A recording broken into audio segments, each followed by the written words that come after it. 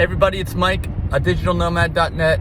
We are driving here in the Tesla thanks to autopilot, and I want to make this video because Tesla just released a kind of a press release on X, formerly known as Twitter, in response to some inaccuracies in the press, and we're going to talk about it and kind of go in depth. So Denise is going to read bits and pieces, well, the whole thing actually. We're going to pause from time to time and let me know your comments down below also about what you think about this kind of stuff.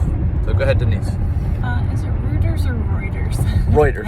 Reuters published an article that leads with a wildly misleading headline and is riddled with incomplete and demonstrably incorrect information. Okay, now let's talk about Reuters. They are a news service like Denise and I were talking earlier. They release stories so that to individual papers across the globe so that they don't have to write their own stuff and have their own staff, right?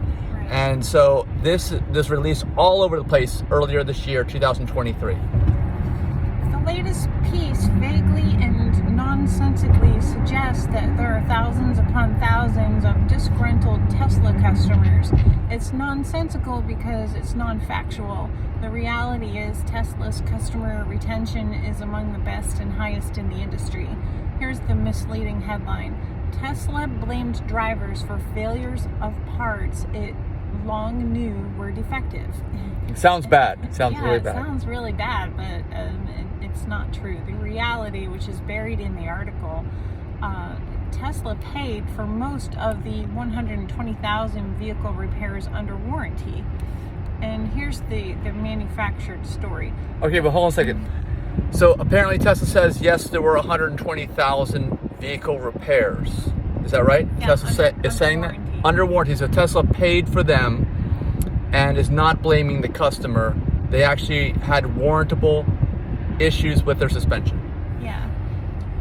The customer photo represents not a failed component, but instead a post-crash component that was damaged in the course of reducing the adverse effects of a collision.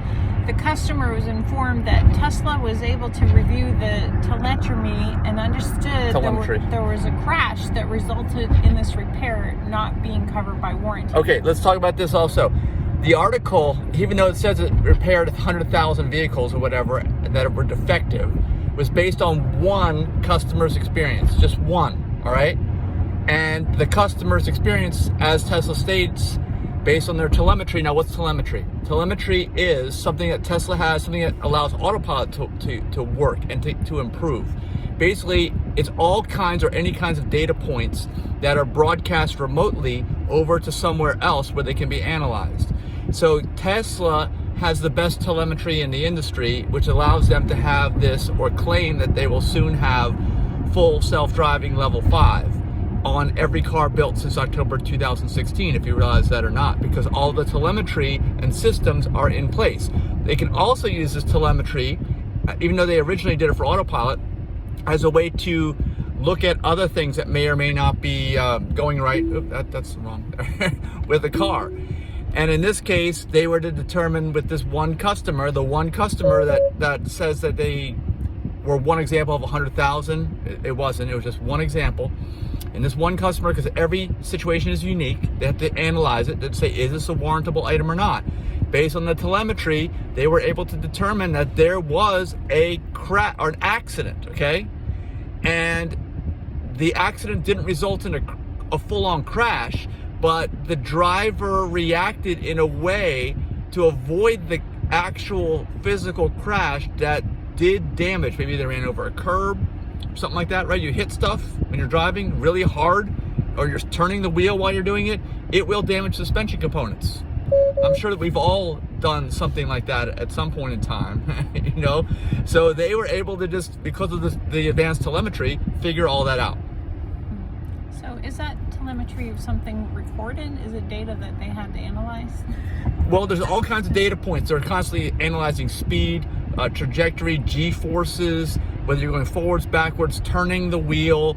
I mean, anything you could possibly think of that, because a computer needs to know all points in order to eventually be able to do full level 5 self-driving, okay? Autonomous driving needs to know all these points. So Tesla's already collecting all these points. A lot of drivers, and while we're doing this video, don't recognize that. that Tesla knows all this information, but they do. So they come and say, look, my car's under warranty. You guys sold me a bad car. And they're like, no, we just checked the data logs. You avoided an accident, thank God. But in the process of doing so, you somehow damaged your suspension. And we have the telemetry to show this instance as when it happened. That surprises a lot of people that that's even possible, but it is. So most, if not all, manufacturer warranties exclude damages caused by a crash because that's the point of instance coverage. Insurance. Insurance coverage. Yeah, that's the point of insurance. It's not Tesla's fault. That's why you have insurance, right? Right. And most manufacturers don't cover accidental damage in their warranties. Yeah. For anything, not just cars. Here's the helpful context. Tesla has the most advanced vehicle telemetry system that can identify emerging issues, determine scope, and allow for faster vehicle and service improvements than has ever been seen in the auto industry. Sounds like something you wrote. Well, it's true. I mean, they can, so not only can they analyze an instance where there's a failed component and determine it was an actual accident or accident avoidance, but they can also use the data to improve systems that are in the car, correct issues that may be going on without you having to bring the car in by a software download, etc. Here's what Tesla says. We take action as soon as we see a problem, something that should be celebrated as best in class and is often cited by our regulators as a major safety advantage. Here's the false accusation. The author has conflated a noise-related non-safety issue with a range of unrelated and disconnected service actions. All right, let me stop here. There is a noise issue with the suspension. Denise, you and I know, we've had our car, I'm driving it, you saw it, 260,000+ miles. One of the wear points, because you're having a car for so long, is the suspension, especially on a heavier vehicle like Teslas are. All EVs are heavier than their ICE counterparts. And one of the things they do on Teslas is try to make it so that you do not have to do any maintenance. Now, in the course of doing that, they don't have any grease fittings on the suspension. One of the components in the front of the car is the upper control arm. Remember how like we had an issue where it sounded like a wooden suspension, the creaking? Yeah. That was the upper control arm bushing that had gone bad because there's no way to lubricate it. So I know that they've revised the design several times and the newer ones last longer, and they probably did the same thing on the Model 3 or whatever model that was, where they replaced some of these gratis under warranty. So they're confusing, like I said, that one customer's issue with an actual issue of creaking suspension and improving their parts, which they have done, and some of them were probably replaced for free. Now me, if you check our channel, you can find out how to grease that. I showed how to do that, okay, in a video. So you actually have to get a needle fitting for your grease gun, poke a hole in the little rubber bushing cover, and then you fill it with grease and you plug the hole. Okay, so it lasts a lot longer if you do that, as long as you catch it in time. But anyway, that's all it is. It's not that complicated. It's not like, oh my gosh, I have defective suspensions. No, they don't. If it's noise, it's a normal wear item over time, especially if you don't have grease fittings, and these do not come with grease fittings, these front upper control arms, and those are the ones. The front wheels are doing all the turning and moving up and down and turning, not like the rears. The rears last way longer because they don't turn. Contrary to the article's statements based on erroneous data, Tesla is truthful and transparent with our safety regulators around the globe, and any insinuation otherwise is plain wrong. Tesla principles. Our service technicians and advisors diagnose, maintain, and fix our customers' cars efficiently and are not incentivized to profit off of customers' repair needs. Okay, let's talk about that. We've had some discussions recently that Tesla, if you didn't know it or not, first of all, they don't advertise. Let's talk about that. Reuters. Who pays Reuters bills? They're advertisers. Paper companies. Right. Advertisers. They're advertisers. So the papers, the journals, the magazines, the automotive publications, they all say what their advertisers want to say, pretty much. And they will try to throw Tesla under the bus as much as they possibly can. So that's why. So why would Reuters say this? That's why. Because Tesla doesn't pay any advertising dollars. Another thing is, no dealers. There are no dealers. There are only service centers, okay? And there are collision repair centers, all owned by Tesla. No middle person. The the role of the middle person, as we've learned with a dealer, and if you've ever had a car, and that's why I want Denise involved in this, she's had a car, they're always saying, oh, well, we recommend this service for you, we recommend this, but there's no recommendations for Tesla, really, basically none, okay? And they don't want to clog up their service centers. They want people in and out as fast as possible, so they only want to fix cars that actually need fixing. They don't have time. They're trying to build as many cars as they can. They don't even have any inventory. It's not like they have their lots piling up with unsold cars. They're constantly selling them. They constantly want them in for repairs, especially warranty work, get them done. But if you have a car that is not in need of a repair, they have zero incentive to make a repair for you, right? Or to tell you to pay for something. You're only gonna pay for something that is absolutely needed, and they will not inflate the price of that repair either. You may have heard that there was a Kia, I think it was, electric vehicle, and it needed a new battery out of warranty. The dealer quoted them $60,000 to replace the battery pack on this Kia, okay? Because why? They're a dealer. It's not Kia Corporate is quoting them that, and Kia Corporate was outraged. They're like, wait a minute, we know that's more than the whole price of a brand new car. We know that, okay? That's not the going rate. That's what the dealer can gouge in the service department, because the dealers make all their money off the service departments. Tesla's outside of that paradigm, but they will gouge their customers. You know this, Denise, right? Yeah. They'll always try to get you. They'll try to upsell you for repairs too. When you're going for a brake job, for example, they'll want to flush your transmission and change your oil and change out your shocks and everything else. On Tesla, they will not do that. You make an appointment for your one item, and they don't upsell. And they even tell you, if you need another item repaired, or if you ask us within 24 hours of your appointment, that will not be possible at this visit. You have to reschedule. Tesla provides our service employees with excellent compensation and benefit packages. They don't work off commission like at other dealers who are incentivized to upsell or overcharge their customers. I know there was a Honda dealership in Erie that didn't even pay its technicians unless they were actually working. If there were no cars to fix, they weren't getting paid. So yeah, it incentivized the techs to try to sell people stuff they didn't need. You may or may not know this, but mechanics are commissioned salespeople. Okay, listen to that. Let me say it again. Mechanics are commissioned salespeople. I didn't understand that either the first time I heard it, but it's true, and it's because of what Denise is saying. Okay, that's the way the dealers are structured. The service departments of these automotive dealers, and even independent shops, are structured usually the same way as well. Tesla doesn't do that. They're in a totally different paradigm on so many levels. We can go in. We had a discussion yesterday about how many different paradigms Tesla is in that don't match up. Okay, this is another one. We didn't even talk about this yesterday. They're not in that commissioned mechanic salesperson paradigm, which is very powerful. You hear all the time, like, oh, I look for an honest mechanic. Well, why do you have to look for an honest mechanic? Why is it so hard to find one? Because, I gotta draw.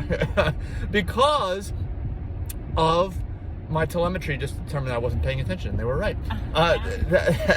Because they do that because, okay, you have to look for an honest mechanic because the whole system is rigged against you. And Tesla is trying to convey, and that's why we're making this video, because they didn't do that good of a job of it, I don't think. They don't have a press department, another thing. So we're their press department. But they're trying to convey that you don't have to look for an honest mechanic at Tesla. That's what they're trying to convey, because they're all honest. The best service is no service. When service must be done, we fix 90% of the problems, 90+% of the problems without even needing the customer present, either through over-the-air updates or with mobile service. Mike just drove off the road so you can turn the autopilot back on. Mobile service. Service at a customer's house or workplace. Yeah, that's really cool. They have those Rangers. Mobile Rangers come out and fix your problems. To see Tesla's approach in action, one can refer to this maintenance study from earlier this year. Tesla was named the cheapest luxury car brand to maintain. That was an article published on Yahoo. I saw the link to that. This cherry-picking approach to journalism results in missing the truth, which is a pattern in many of the negative articles about Tesla. using one customer's one-sided version of the events as the universal experience of all customers paints a false and misleading picture of Tesla. In reality, for every upset customer, there are hundreds more who are thrilled with their Tesla and eager to repeat their business. The numbers don't lie in terms of repeat sales and customer satisfaction. But we strive to make every customer a lifelong member of the Tesla family. While others may have their own agendas, our principles have been the same. They definitely do. Like I said, the commission mechanic salespeople, the dealer networks, the automotive journals who are paid by their paid advertisers, which is every other automotive company. Yeah. Their competitors. So their principles have been the same since the beginning: to make the safest cars in the world, which are easiest to maintain, while accelerating the world's transition to sustainable energy. Okay, and we run the Tesla High Mileage Club at TeslaHighMileageClub.com. We do have many stories of people that go 100 or more thousand miles with just changing tires and air filters and wiper blades, and that's it. There's nothing else to do. Okay, and Tesla hasn't pressured them to buy some maintenance package to protect your investment or something like that, which you usually get, right? Yeah. They always try to, the service departments are like, well, you got to come in every 30,000 miles, right, for this, and then your 50,000 mile service is this, and you're saying it's so expensive. What I thought was really sad was one time you had an existing service appointment because you had some body repair being done due to an accident, and you needed something else, and you couldn't get an appointment because you had because of the app. That's one thing with the app. You can only have one appointment going in the app at any time. So yeah, Tesla does own their own body shops. They own some. They will soon have way more. And you're probably not even aware of this because they don't advertise this. They don't have a press department. And that's why they release this on X. That's their press release, I guess. Because Elon owns the old Twitter. But that's... If you had any other ICE vehicle, you would just go to a service center and they'd say, sure, leave it here. Can you leave it? But you can't just go to a Tesla service center and expect them to want your keys. They want you to have an appointment and come back. Yeah, and you have to do it through the app. That's right. That's why everything's kept track of. And like we said, you can't add to it. They don't want to add. Tesla doesn't want to upsell you because they know they have so many vehicles in the pipeline that actually need repairs or warranty work, because there's so many, and there's millions of Teslas on the road. That's the thing. We're not talking about just a few cars. There's Teslas everywhere. You guys know that. At the end of 2023, and probably the reason why they released this all of a sudden is because they are trying to meet sales goals. This is the last day of the year that we're publishing this video, because this is the last day that counts. They can make some more deliveries today, more sales, whatever, and they don't have any inventory. If they happen to have something available, like we went by the mall the other day, where they usually have cars inside to display, right? There were none, because they sold them all. They don't have any inventory. There's no lot. There's no Tesla lot. You go out and check all the different vehicles. Usually if we see the cars out there, they're in for service or repair, and they want to get them out of there as fast as possible. Yeah. So in summary, this is just a really good example of how Tesla is so much different. What else did we talk about yesterday that we didn't touch on in this video about why Tesla is different? Remember we talked about all these different components. I may have forgotten one. No dealer network, no paid advertising. If there's anything else, drop it down below as a comment. Let us know your thoughts too on this whole experience, because like I said, everybody in the automotive journal world, like Reuters, has it out for Tesla. The only reason they've ever said anything good about Tesla is because their products are irrefutably good. Because otherwise they'd look like fools, okay? That's the only reason, because every other thing is against them saying anything decent about the company, right? Yeah, that article title was really misleading. They're just trying to sell papers and get more paid advertising from all the other automotive companies, and it sure appears that way, doesn't it? Yeah. When you see that article. Clickbait. yeah, and they're basically everybody's like that. It's the whole automotive. It used to be that the automotive journal business was, I guess it always was slanted in favor of the manufacturers because they just give them more cars to test or buy more advertising. But now that Tesla's around, that whole paradigm of automotive journalism has been turned upside down. And it's only people like us that you can get honest, truthful reviews. And Tesla's trying to do this. And like I said, they have no press department, but they released this in an effort because I think they were just fed up. You know, you see something like that, and it's totally ridiculous, especially when they're supposed to be from a legit, I don't know, journal, right? Right. Who can you even believe anymore? Yeah. Sounds like something you would see in a tabloid. Yeah, It's not professional journalism, folks. Yeah. All right. Well, anyway, thanks so much for watching. Give us a thumbs up, and you can give us super thanks with the 3 dots down in the lower right-hand corner, where you can tip us and commensurate with the amount of value you got from this video. And if you have any other ideas for videos, let us know in the comments also below. Thanks. See ya. Bye. Bye.